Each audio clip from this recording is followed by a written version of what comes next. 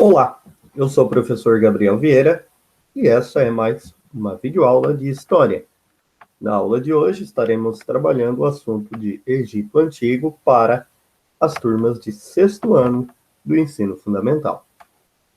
Vamos lá. Eu estou usando o livro de apoio, o livro História, Sociedade e Cidadania, do historiador Alfredo Boulos. Lá na página 66, nós temos o início do capítulo 5, o início da unidade 2, onde nós vamos trabalhar sobre as civilizações africanas.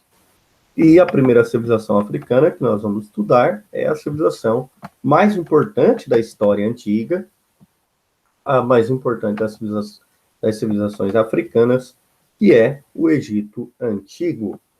Então, hoje nós vamos estudar os conteúdos da página 67, 68, 69, 70 e 71. Então, a África é o principal continente onde, segundo alguns historiadores, a vida humana se originou, enquanto que outros defendem que foi o continente asiático.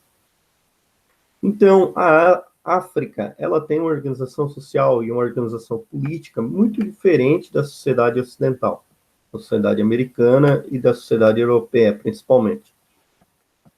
Ela era organizada em vários povos que eram rivais, um sistema de governo descentralizado, não havia centralização do poder, o governo estava localizado nas aldeias, com os chefes tribais, com os chefes políticos e religiosos. Porém, alguns povos africanos, como os egípcios, e também mais tarde os cuxitas, e também os malineses, isso já na Europa, na história moderna e na história contemporânea, século XV e século XVI, se organizaram com impérios e reinos.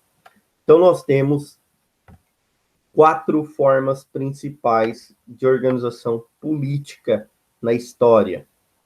A primeira, o governo formado por aldeias. Então, ela organizava-se em torno de um líder que controlava uma pequena região. Esse líder era um líder militar, um líder político, um líder religioso.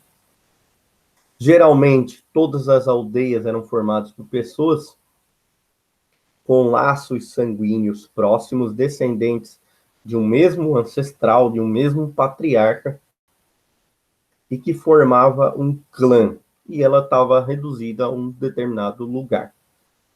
Mais tarde, essas aldeias, elas também passaram a dividir o seu espaço com as cidades-estados. O que era uma cidade-estado? Uma cidade muito bem desenvolvida, que tinha um governo próprio e que era independente. Geralmente, as cidades-estados eram governadas por alguns reis. Isso aconteceu não só no Egito, mas também na Fenícia, com cidades como Tiro e Sidom, que a gente vai estudar na sequência. Mais tarde também surgem os reinos, que eram geralmente um território de um tamanho um pouco maior, né, onde havia um rei, uma família real,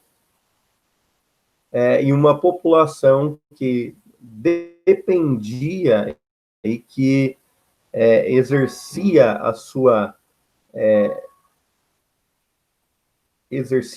função social de respeitar aquele rei, né, de ser guiado por ele, governado por ele, né, com uma aceitação sem a necessidade de imposição de força.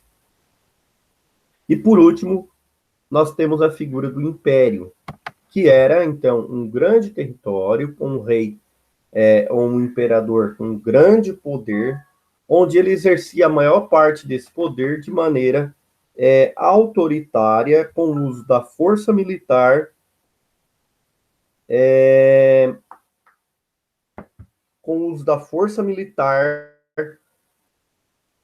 sobre os povos dominados, que é o caso do Egito Antigo.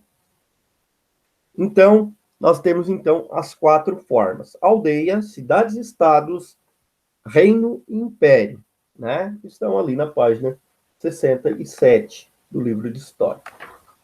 Na seguida, nós temos na página 68 um desenho ali ilustrando o rio Nilo, né, e as suas utilidades. O rio Nilo, então, era um rio importante, localizado próximo ao deserto do Saara. Ele, na verdade, ele corta todo o deserto, ele nasce no interior do continente africano, é formado por vários afluentes até se unir e corre no sentido sul-norte até desaguar no mar Mediterrâneo, na região conhecida como Delta do Nilo, onde ele se divide em vários canais. Ali, eles plantavam alimentos como cereais, trigo, centeio, cevada, legumes, fruta, linho, algodão e o principal, que era o papiro, que era utilizado para construir pequenas embarcações e também para fabricar um determinado tipo de papel. O Império Egípcio foi formado, né, naquela região por volta de 3100 a.C. Na verdade, o Egito até então, até o ano 3100, ele era formado por dois reinos, né, o Alto Egito e o Baixo Egito. O Baixo Egito próximo ao mar Mediterrâneo e o Alto Egito mais no interior. Então, por volta, era dividido em dois reinos rivais, mas por volta de 3100 a.C., o rei Menes, do Alto Egito, conquistou e o Baixo Egito e formou o único reino. Por isso, então, ele se tornou o faraó. A palavra faraó significa grande casa. Lembrando, nós tínhamos dois reinos, o Alto Egito e o Baixo Egito, duas casas reais. Quando o Menes conquista, ele junta as duas pequenas casas reais e forma uma grande casa. E esse império, então, ele vai ser dividido em três partes principais. A gente não vai ver tudo isso hoje, mas que era o Antigo Império, o Médio Império e o Novo Império. Na semana que vem a gente dará continuidade, pois esse é um assunto bem importante e bem extenso. Até lá!